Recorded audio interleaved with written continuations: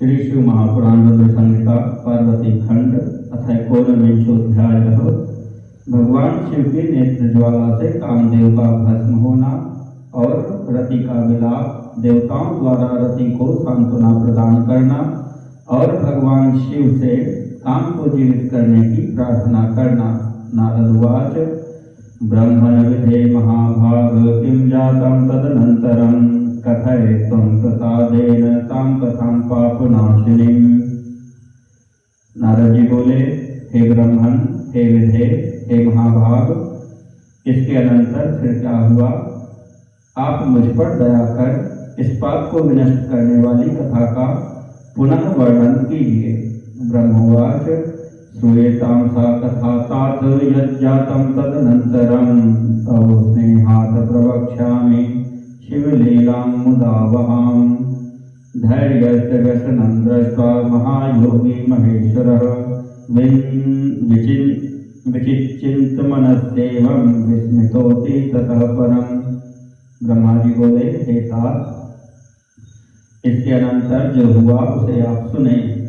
मैं आपके स्नेहवश आनंददायक शिवलीला का वर्णन करूंगा।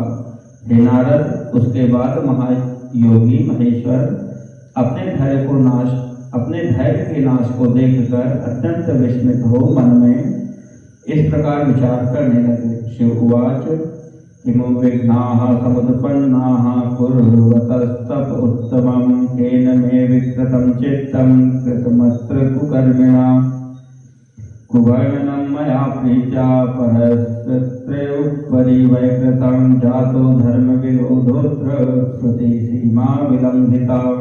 शिव जी बोले, मैं तो उत्तम तपस्या कर रहा था, उसमें विघ्न कैसे आ गया? किस कुकर्मी ने यहाँ मेरे चित्त में विकार पैदा कर दिया है? मैंने दूसरे की स्त्री के विषय में प्रेम पूर्वक निंदित वर्णन किया, यह तो धर्म का विरोध हो गया और शास्त्र मर्यादा का उल्लंघन हुआ।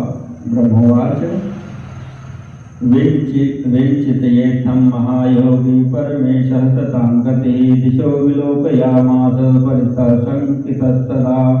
वामभागे स्थितं कामं ददर्शाकृष्टबाणकं स्वशरं क्षेप्तु कामं हि गर्वितं मूढचेतसं।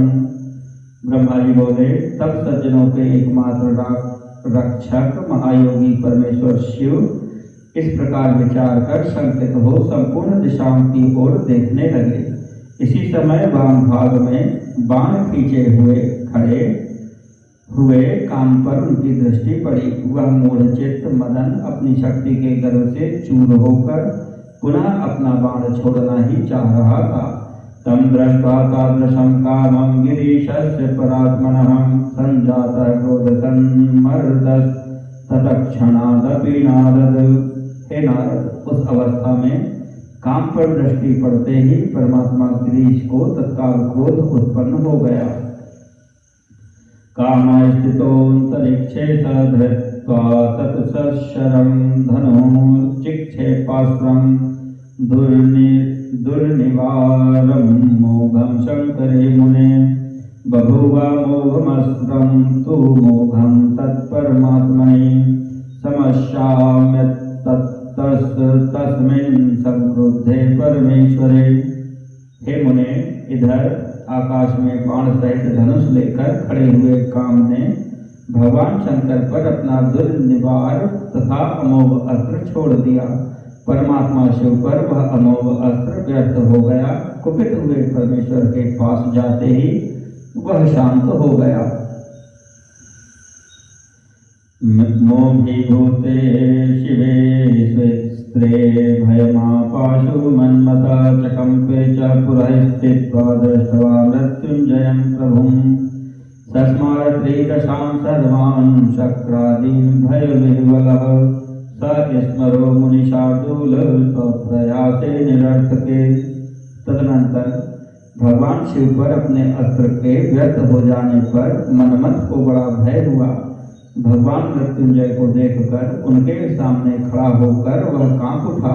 हे मुनिश्रेष्ठ, वह कामदेव अपने प्रयास के निष्फल हो जाने पर भय से व्याकुल होकर इंद्र आदि सभी देवताओं का स्मरण करने लगा।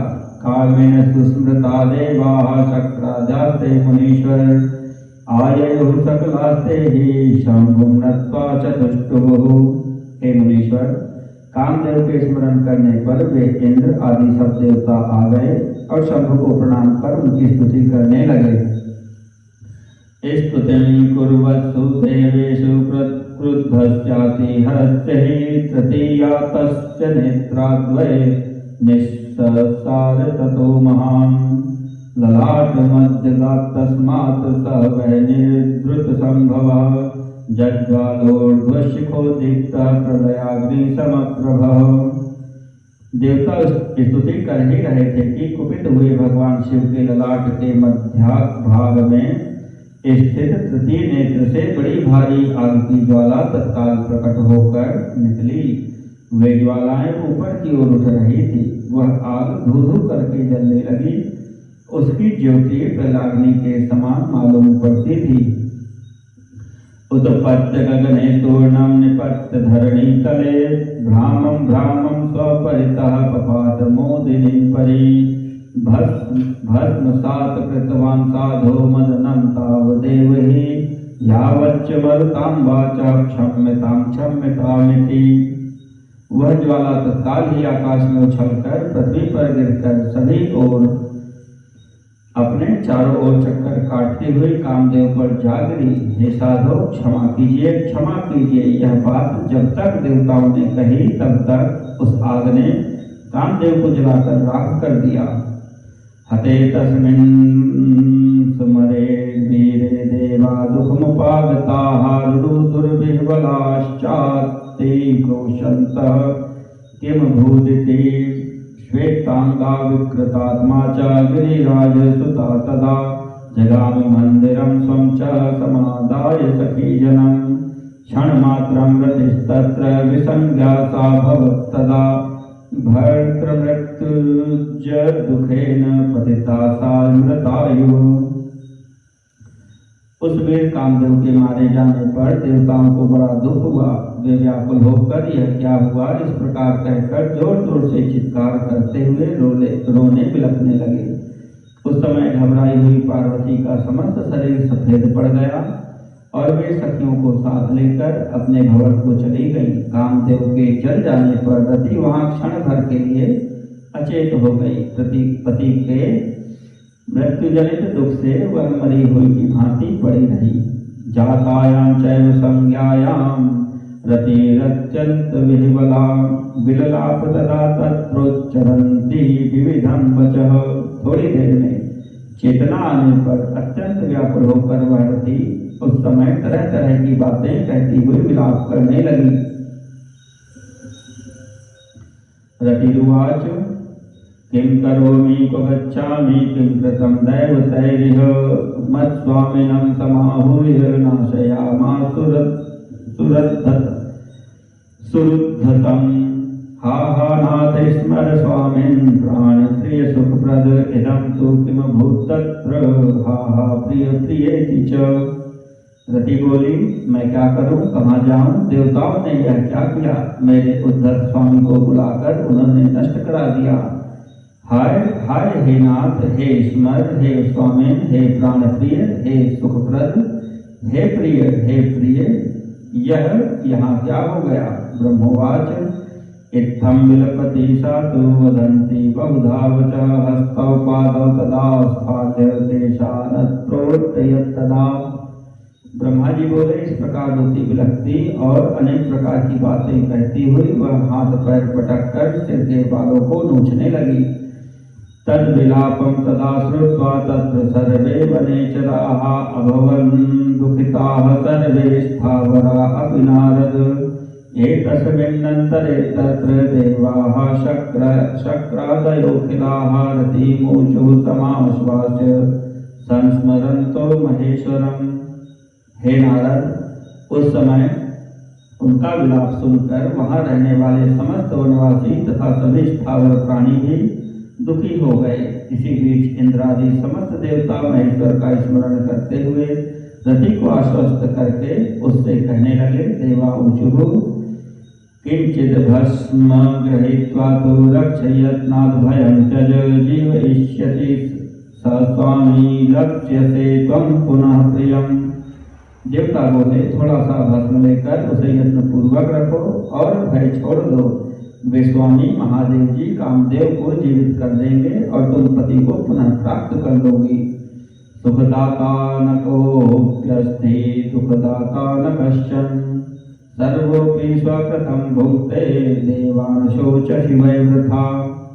कोई न सुख देने वाला है और न कोई दुख ही देने वाला है, सब लोग अपनी करनी का फल भोगते हैं। तुम देवताओं को दोष देकर व्यर्थ ही शोक कर रही हो। ब्रह्मोवाच इत्याश्वासरतिं देवाः सर्वे शिवमुपागताः सुप्रसाद्य शिवं भक्त्या वचनं चेदं ब्रुवन्।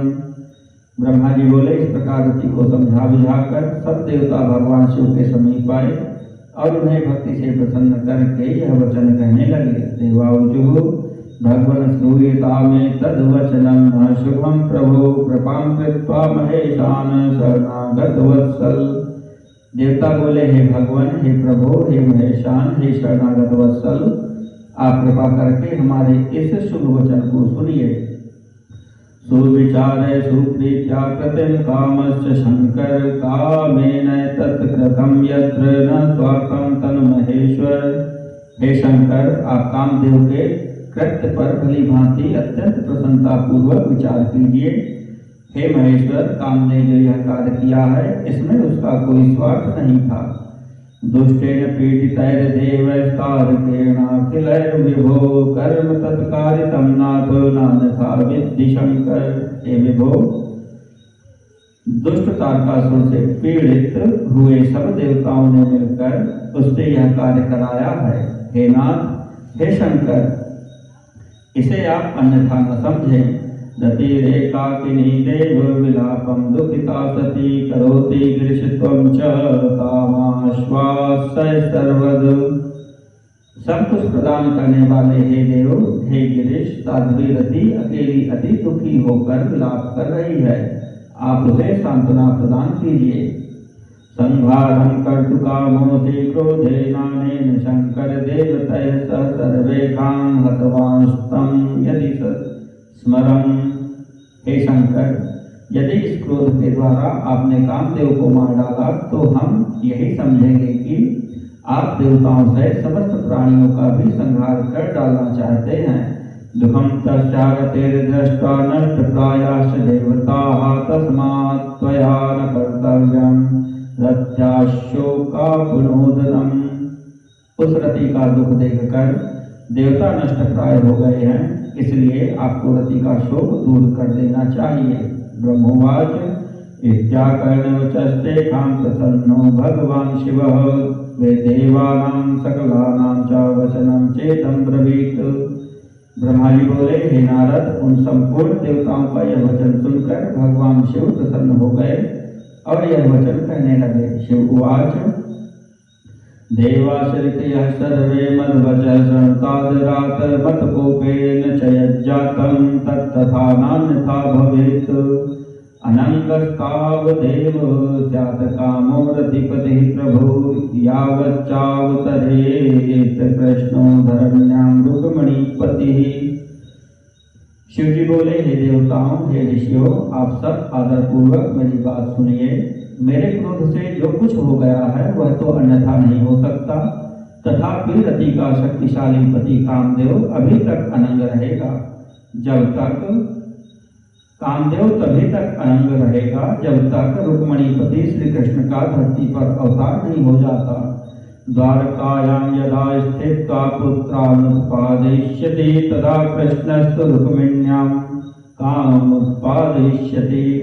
जब श्री कृष्ण द्वारका में रहकर पुत्रों को उत्पन्न करेंगे तब ये रुक्मिणी के गर्भ से काम को भी जन्म देंगे।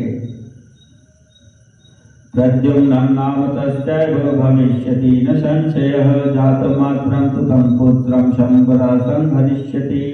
हृत्वा प्रास्य समुद्रं तं शंबरो दानवोत्तमः मृतं ज्ञात्वा वृथा मूढो नगरं स्वं गमिष्यति। तावच्च नगरं तस्य रतेस्थेयं यथा सुखं तत्रैव स्वपतेः प्राप्ते प्रद्युम्नश्च भविष्यति। उस काम का ही नाम उस समय प्रद्युम्न होगा, इसमें संशय नहीं है। उस पुत्र के जन्म लेते ही शंबरासुर उसे हर लेगा, हरण करके दानव श्रेष्ठ मूर्ख शंबर उसे समुद्र में फेंककर उसे मरा हुआ जानकर वृथा ही अपने नगर को लौट जाएगा। हे रते, तुम्हें उस समय तक शंबरासुर के नगर में सुखपूर्वक निवास करना चाहिए, वहीं पर तुम्हें अपने पति प्रद्युम्न की प्राप्ति होगी। तत्र कामो मिलित्वा तं हत्वा शंबरमाहवे भविष्यति सुखी देवाः प्रद्युम्नाख्य स्वकामिनीम्। हे देवताओं, महायुद्ध में उस शंबरासुर का वध करके कामदेव अपने पत्नी को प्राप्त करके सुखी होगा।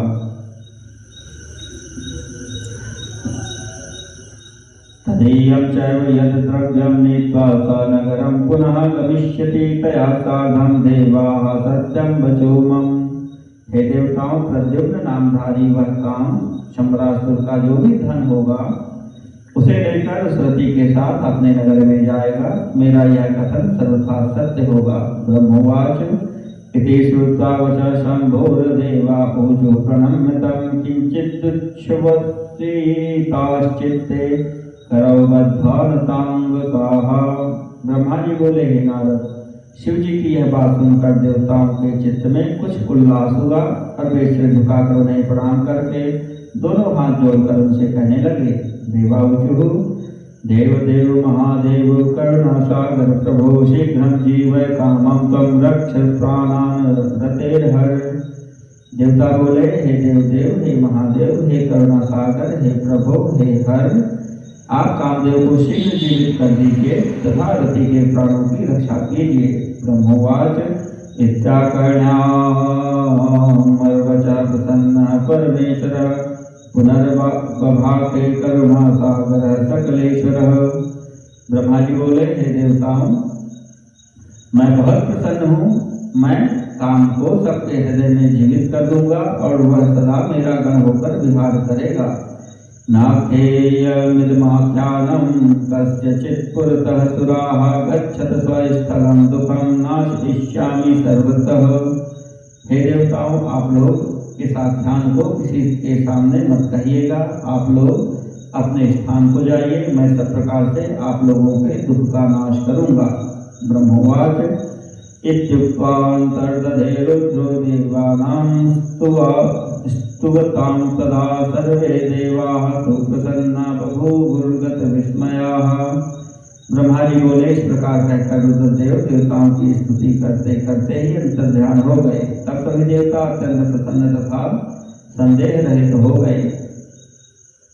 ततस्तां च समाश्वास्य रुद्रस्य वचने स्थिताः उक्त्वा वचस्तदीयं च स्वं तं धाम ययुर्मुने कामपत्नी समादिष्टं नगरं सागता तदा प्रतीक्षमाणा तं कालं रुद्रादिष्टं मुनीश्वर। हे मुने, तदनंतर रुद्र की बात पर भरोसा करके वे देवता रति को आश्वासन देकर तथा उससे उनका वचन कहकर अपने अपने धाम को चले गए। हे मुनीश्वर, तब वह कामपत्नी शिव के बताए हुए नगर को चली गई और रुद्र के बताए गए समय की प्रतीक्षा करने लगी। इति श्री शिव महापुराणे द्वितीयायां रुद्र संहितायां तृतीये पार्वती खंडे काम नाश वर्णनम नाम 19 अध्यायः।